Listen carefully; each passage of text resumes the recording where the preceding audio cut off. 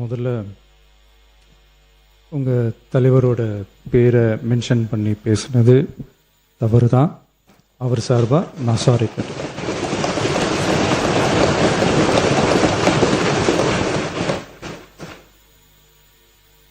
மாண்புமிகு பேரவைத் தலைவர் அவர்களே, தமிழக மக்கள் நம் உயிர் என்றால் தமிழக விவசாயிகள் நம்ம உயிர் நாடி. உலகில் ஜாதி, மதம், இனம், மொழி என அனைத்து வேறுபாடுகளுக்கும் அப்பாற்பட்டு நடைபெறும் தொழில் என்றால் அது விவசாய தொழில் மட்டுமே.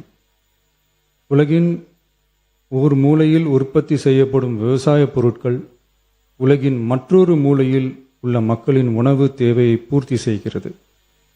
எந்த நாடு உழவு தொழிலை மதித்து விவசாயிகளுக்கு உரிய பாதுகாப்பையும் ஆதரவையும் வழங்குகிறதோ அந்த நாட்டில்தான் மக்கள் வளமாகவும் மகிழ்ச்சியாகவும் வாழ முடியும்.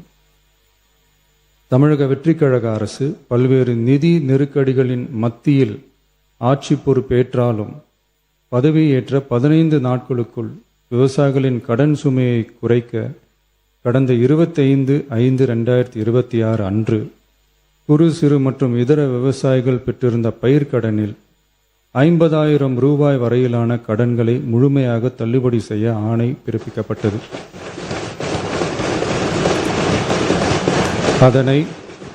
அதனைத் தொடர்ந்து மாநிலம் முழுவதும் பல்வேறு விவசாய அமைப்புகளிடமிருந்து பெறப்பட்ட பயிர்க்கடன் தள்ளுபடி தொடர்பான கோரிக்கைகளை கனிவுடன் பரிசீலித்து நிதி நெருக்கடியான சூழ்நிலையிலும் விவசாயிகளின் நலனை பாதுகாக்க வேண்டியதன் அவசியத்தை மட்டும் கருத்தில் கொண்டு குறு சிறு மற்றும் இதர பெரு விவசாயிகளுக்கு 50,000 ரூபாய் வரை முழு தள்ளுபடி செய்ய அறிவிக்கப்பட்டதை உயர்த்தி ரூபாய் 75,000 வரை கடன் பெற்றவர்களுக்கு முழு தொகையையும்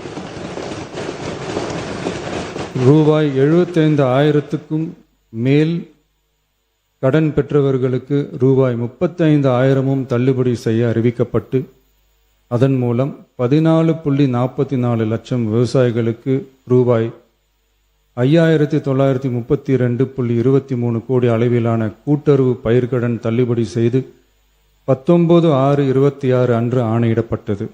இதில் 31/7/2026 வரை ரூபாய் 5,267 கோடி விடுவிக்கப்பட்டு 13.34 லட்சம் விவசாயிகளின் கணக்கில் வரவும் வைக்கப்பட்டுள்ளது. இச்சூழ்நிலையில் மாநிலம் முழுவதும் உள்ள விவசாய சங்க அமைப்புகளின் பிரதிநிதிகள் பயிர்க்கடன் தள்ளுபடியை அதிகரிக்க வேண்டும் என்ற கோரிக்கையை முன்வைத்து கொண்டிருந்தனர். இதனைத் தொடர்ந்து 7/8/2026 அன்று விவசாய சங்கங்களின் பிரதிநிதிகள் மாண்புமிகு மூத்த அமைச்சர்கள் மற்றும் துறை செயலாளர்களுடன் நடைபெற்ற ஆலோசனை கூட்டத்தில் அவர்களின் கோரிக்கைகள் விரிவாக பரிசீலிக்கப்பட்டது.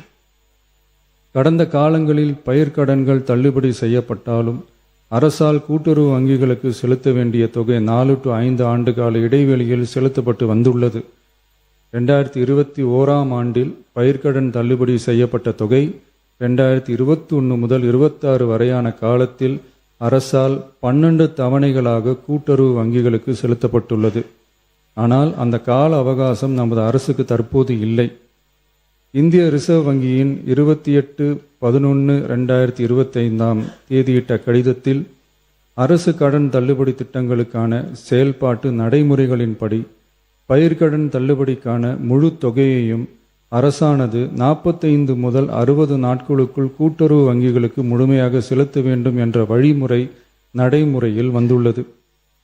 இந்த வழிகாட்டுதலின்படியும் தமிழ்நாடு அரசின் நிதிநிலை மற்றும் நிதி ஆதாரங்கள் ஆகியவற்றை கருத்தில் கொண்டும் இந்த இக்கட்டான சூழ்நிலையிலும் கூட்டுறவு வங்கிகள் மூலம் வழங்கப்பட்ட பயிர்க்கடன்களுக்கு பின்வரும் கூடுதல் தள்ளுபடியை வழங்கிட அரசு முடிவு செய்துள்ளது.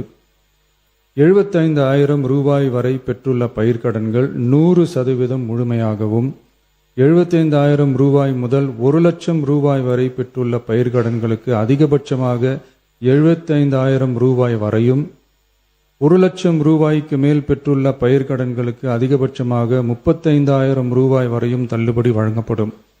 இதன் மூலம் 75,000 ரூபாய் முதல் 1 லட்சம் ரூபாய் வரை பயிர்க்கடன் பெற்றுள்ள 2,38,264 விவசாயிகளுக்கு தலா 75,000 ரூபாய் வரை தள்ளுபடி வழங்கப்படும். இதனால் ஏற்கனவே பெற்ற தள்ளுபடி தொகைக்கு மேலாக 40,000 ரூபாய் வரை கூடுதல் தள்ளுபடி பெறும் வாய்ப்பு ஏற்படும்.